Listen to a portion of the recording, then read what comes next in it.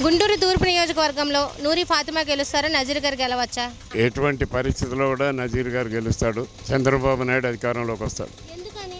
ఎందుకనంటే జగన్మోహన్ రెడ్డి చేసినటువంటి కరెంటు ఛార్జీలు కానీ, ఇసుక కానీ అన్నీ కూడా రేట్లు పెంచి కార్మికుల్ని అందరినీ కూడా సర్వనాశనం చేసినటువంటి వ్యక్తి. అతనికి ఏ విధంగా జనం ఓటేస్తారు ఇప్పుడు? స్టేట్ పరంగా అయితే చెప్పారు. మరి ఇక్కడ నియోజకవర్గంగా చూసుకుంటే ముస్తఫా గారి మీద ఏం లేదు కదా?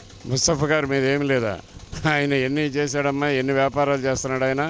నేను కాక మొన్న ఆయన కైని అమ్ముతున్నాడు, అది అమ్ముతున్నాడు, తయారు చేసి చేస్తున్నాడు. అనేది డ్రగ్స్ మీద వచ్చింది కదా ఆయన మీద.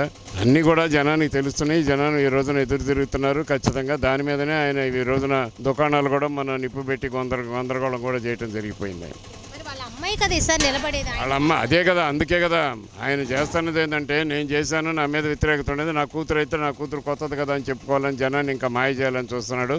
ఎటువంటి పరిస్థితుల్లో జగన్ మాయలు మాత్రం పడరు ఇప్పుడు జనం.